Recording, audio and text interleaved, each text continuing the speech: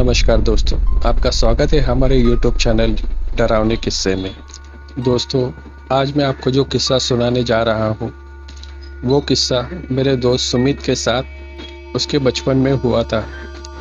सुमित अब मुंबई में रहता है, पर उसका बचपन महाराष्ट्र के पुणे में बीता था। बचपन से ही उसे क्रिकेट खेलने का शौक था, इसीलिए पढ़ाई होने के बाद जब भी उसको समय मिलता वो क्रिकेट खेलने चले जाता।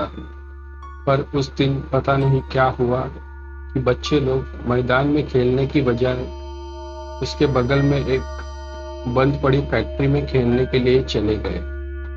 सुमित ने वहां जाने के लिए बहुत मना किया, पर दोस्तों की जिद के आगे उसकी एक न चली और सुमित उनके साथ खेलने चले गया। फैक्ट्री बहुत सालों से वीरान पड़ी थी। फैक्ट्री इतनी खतरनाक थी कि वहां जाने के लिए दिन में भी डर लगे, पर बच्चे तो शैतान होते हैं, उन्हें क्या। वे लोग खेलने के लिए उस फैक्ट्री के अंदर चले गए। आसपास टूटे हुए खिड़कियां थी और छोटी मोटी उगी हुई घास। अब बच्चों ने क्रिकेट खेलना शुरू कर दिया। सुमित एक अच्छा प्लेयर था, जिसके लिए उसको बाउंड्री पर रखा था कि वो अच्छी तरीके से फील्डिंग कर सके।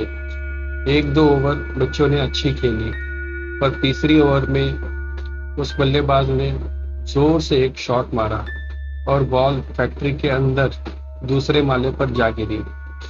अब बॉल को दूसरे माले पर से लेके आना था, पर कोई ऊपर जाने की हिम्मत नहीं कर रहा था। इतने में सुमित ने कहा, ठीक है, मैं ही लेके आता हूँ। इतना कहकर सुमित निकल पड़ा। सुमित सीढ़ियों से ऊपर जा रहा था। इतनी पुरानी सीढ़ियां, जंग लगी हुई और डर का माहौल, पर सुमित उसको डर नहीं लग रहा था। वो शांति से चलकर ऊपर चले गया और गेंद उठाई, पर उसे दूर एक लड़की सफेद लिबास में दिखी। सुमित ने कहा, कौन हो तुम? इतने में उस लड़की ने पीछे पलट के देखा तो उसकी शक्ल एक चुड़ैल जैसी दिख रही थी। अब सुमित डर गया और तेजी से नीचे भागने लगा। सीढ़ियां गंज आ चुकी थी, इसलिए जब सुमित दौड़ा तो सीढ़ियां भी आवाज करने लगी। इतने में सुमित दौड़कर अपने नीचे दोस्तों के पास आया तो उन्होंने कहा कि ऊपर एक लड़की है। सुमित के दोस्तों को लगा कि सुमित को अकेले भेजा, इसलिए वो हमें डरा रहा है। पर कुछ दोस्तों ने सुमित को देखा तो वो पसीने से लथपथ था और डर के मारे कांप रहा था। सुमित के दोस्त समझ गए कि हाँ, कुछ ना कुछ है। इतने में एक खिड़की के पीछे एक काला साया नजर आया। बस फिर क्या देर थी, इस सभी बच्चे फैक्ट्री के बाहर भागे। सुमित के तो बदन में जान ही नहीं थी। उसे कुछ दोस्तों ने पकड़ा और उसे साथ में लेकर भागे।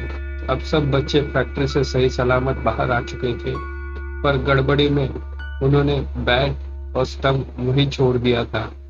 पर किसी में इतनी हिम्मत नहीं थी कि वो फैक्ट्री में जाकर वहां से वो सामान ला सके। सुमित ने कहा, जाने दो, हम किसी बड़ों को साथ में ले जाकर वो सामान ले आएंगे। अब शाम ज्यादा हो चुकी थी।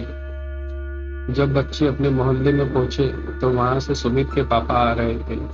उन्होंने सुमित से पूछा कि सुमित, बैट कहाँ है? इस पर सुमित ने उनको सारी बातें बताई। सुमित के पापा उस पर चिल्ला उठे और उन्होंने कहा कि कोई भूत प्रेत नहीं होता, चलो जाके सारी चीजें लेकर आते हैं। बच्चों के साथ बड़ा आदमी आ रहा था, इस वजह से बच्चों में भी थोड़ा साहस आ गया। अब वे बच्चे और सुमित के पापा उस फैक्ट्री में चले गए। उन्होंने आसपास देखा, वीराने के सिवा और घास फूस, टूटी फूटी कांच की खिड़कियां, इसके अलावा कुछ नहीं था। उन्होंने अपने सारे सामान उठाए और घर की ओर निकल लिए। पर सुमित जब फैक्ट्री से बाहर जा रहा था तो उसने पीछे पलट कर देखा तो एक खिड़की के पीछे एक काला साया उसे दिख रहा था, जो उसे अपने पास बुला रहा था। दोस्तों, सुमित उस दिन के बाद उस फैक्ट्री में कभी नहीं गया और उसके जो दोस्त वे भी कभी नहीं गए। कुछ सालों बाद सुमित के पापा का ट्रांसफर हो गया और वो मुंबई चले आए। बस तब से लेकर आज तक सुमित मुंबई में ही रहता है।